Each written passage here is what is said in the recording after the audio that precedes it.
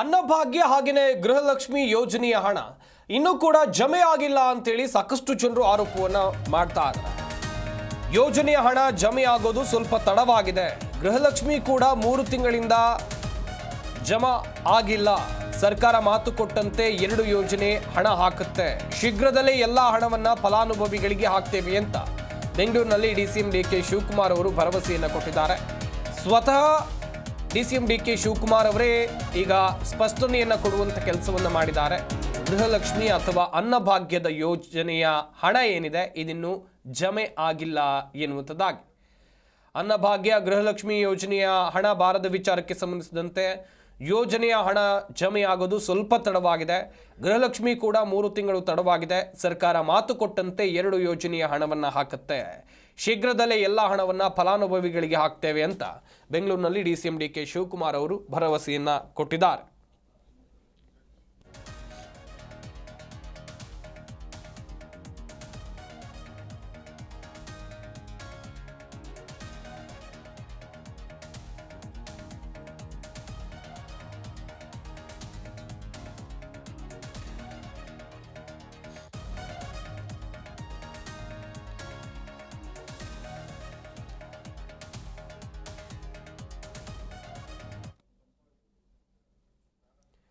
CM ಹೆಸರು ದುರ್ಬಳಕೆ ಆಗೋದು ಬೇಡ ಅಂತೇಳಿ ಡಿಸಿಎಂ ಡಿಕೆ ಶಿವಕುಮಾರ್ ಅವರು ಹೇಳಿಕೆಯನ್ನು ಕೊಟ್ಟಿದ್ರು. ಇದಕ್ಕೆ ಕೌಂಟರ್ ಕೊಡುವಂತ ಕೆಲಸವನ್ನ ಕೆಎನ್ ರಾಜಣ್ಣ ಮಾಡಿದ್ದಾರೆ. ನಾವು ಯಾರ ಹೆಸರನ್ನ ದುರ್ಬಳಕೆ ಮಾಡಿಕೊಂಡಿಲ್ಲ, ಅವರು ಎಐಸಿಸಿ ಹೆಸರು ದುರ್ಬಳಕೆ ಮಾಡಿಕೊಳ್ಳೋದು ಬೇಡ.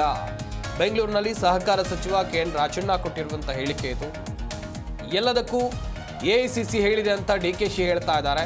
ಅವರಿಂದ ಎಐಸಿಸಿ ಹೆಸರು ದುರ್ಬಳಕೆ ಆಗ್ತಾ ಇದೆ. ಇದು ಆರೋಪ ಅಲ್ಲ, ವಾಸ್ತವ. ನಾನು ಯಾರಿಂದಲೂ ಶಿಸ್ತಿನ ಪಾಠ ಮಾಡಿಸ್ಕೊಳ್ಬೇಕಿಲ್ಲ.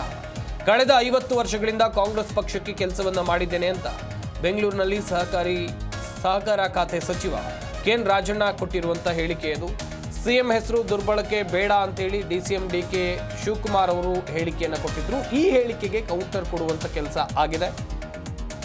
ನಾವು ಯಾರ ಹೇಳಿಕೆಯನ್ನು ಕೂಡ ದುರ್ಬಳಕೆ ಮಾಡಿಕೊಂಡಿಲ್ಲ. ಅವರು ಎಐಸಿಸಿ ಹೆಸರು ದುರ್ಬಳಕೆ ಮಾಡಿಕೊಳ್ಳೋದು ಬೇಡ ಎನ್ನುವುದಾಗಿ ಹೇಳಿಕೆಯನ್ನು ಕೊಟ್ಟಿದ್ದಾರೆ. ಬೆಂಗಳೂರಿನಲ್ಲಿ ಸಹಕಾರಿ ಸಚಿವ ಕೆಎನ್ ರಾಜಣ್ಣ ಕೊಟ್ಟಿರುವಂತಹ ಹೇಳಿಕೆ. ಸದ್ಯ ಈ ಹೇಳಿಕೆಯಿಂದ ರಾಜ್ಯ ಕಾಂಗ್ರೆಸ್ನಲ್ಲೂ ಕೂಡ ಬಣಬಡಿದಾಟ ನಡೀತಾ ಇದೆಯಾ ಎನ್ನುವುದಾಗಿ ದೊಡ್ಡ ಮಟ್ಟದಲ್ಲಿ ಚರ್ಚೆಗಳು ಆರಂಭ ಆಗಿದೆ.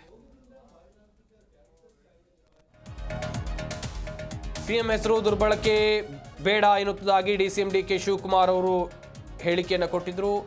ಅಂತ ಹೇಳಿದ್ರೆ ಸಿದ್ದರಾಮಯ್ಯನವರು ಎಲ್ಲಾ ಚುನಾವಣೆಗೆ ಬೇಕು ಎನ್ನುವುದಾಗಿ ಒಂದಷ್ಟು ಕಾಂಗ್ರೆಸ್ನ ನಾಯಕರು ಹೇಳಿಕೆಗಳನ್ನು ಈ ಹಿಂದೆ ಕೊಟ್ಟಿದ್ರು. ಅದೇ ಅರ್ಥದಲ್ಲಿ ಡಿಸಿಎಂ ಡಿಕೆ ಶಿವಕುಮಾರ್ ಅವರು ಕೂಡ ಹೇಳಿದ್ರು. ಇನ್ನು ಡಿಸಿಎಂ ಸ್ಥಾನ ಅಂದ್ರೆ ಏನು ತಲೆ ಮೇಲೆ ಕಿರೀಟ ಇರಲ್ಲ. ಸಿಎಂ ಹೆಸರು ದುರ್ಬಳಕೆ ಎಂಬುದು ಡಿಕೆಶಿಗಷ್ಟೇ ಅಲ್ಲ, ಎಚ್ಚರಿಕೆ ಎಲ್ಲ ನಡೆಯಲ್ಲ. ಅದಕ್ಕೆ ಯಾರು ಹೆದರುತ್ತಾರೆ? ಪೂರ್ಣಾವಧಿ ಅಲ್ಪಾವಧಿ ಏನೇ ಇದ್ರೂ ಕೂಡ ಹೈಕಮಾಂಡ್ ತೀರ್ಮಾನವನ್ನು ತೆಗೆದುಕೊಳ್ಳುತ್ತೆ. ಸಿಎಲ್ಪಿ ಸಭೆಯಲ್ಲಿ ಸಿದ್ದರಾಮಯ್ಯ ಹೇಳಿದ್ದಾರೆ. ಬೆಂಗಳೂರಿನಲ್ಲಿ ಸಹಕಾರಿ ಸಚಿವ ಕೆಎನ್ ರಾಜಣ್ಣ ಈ ರೀತಿಯಾಗಿ ಡಿಸಿಎಂ ಡಿಕೆ ಶಿವಕುಮಾರ್ ಅವರಿಗೆ ತಿರುಗೇಟು ಕೊಡುವಂತ ಕೆಲಸವನ್ನ ಮಾಡಿದ್ದಾರೆ. ಡಿಸಿಎಂ ಅಂತ ಹೇಳಿದ್ರೆ ತಲೆ ಮೇಲೆ 2 ಕಿರೀಟ ಇರಲ್ಲ. ಸಿಎಂ ಹೆಸರು ದುರ್ಬಳಕೆ ಎಂಬುದು ಡಿಕೆಶಿ ಹೇಳಿಕೆ ಅಷ್ಟೇ. ಇದು ಎಚ್ಚರಿಕೆ ಅಲ್ಲ. ಎಚ್ಚರಿಕೆ ಎಲ್ಲ ನಡೆಯೋದಿಲ್ಲ. ಅದಕ್ಕೆ ಯಾರು ಹೆದರ್ತಾರೆ? ಪೂರ್ಣಾವಧಿ ಅಲ್ಪಾವಧಿ ಏನೇ ಇದ್ರೂ ಕೂಡ ಹೈಕಮಾಂಡ್ ತೀರ್ಮಾನವನ್ನು ತೆಗೆದುಕೊಳ್ಳುತ್ತೆ. ಸಿಎಲ್ಪಿ ಸಭೆಯಲ್ಲಿ ಸಿದ್ದರಾಮಯ್ಯನವರೇ ಹೇಳಿದ್ದಾರೆ. ಬೆಂಗಳೂರಿನಲ್ಲಿ ಸಹಕಾರ ಖಾತೆ ಸಚಿವ ಕೆಎನ್ ರಾಜಣ್ಣ ಈ ರೀತಿಯಾಗಿ ಡಿಸಿಎಂ ಡಿಕೆ ಶಿವಕುಮಾರ್ ಅವರಿಗೆ ತಿರುಗೇಟು ಕೊಡುವಂತ ಕೆಲಸವನ್ನು ಮಾಡಿದ್ದಾರೆ.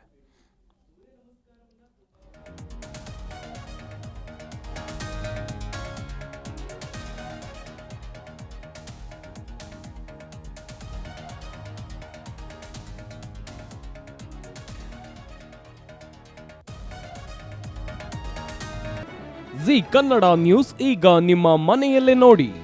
ಎಲ್ಲ ಕೇಬಲ್ಗಳಲ್ಲಿ ಈಗ ಲಭ್ಯ.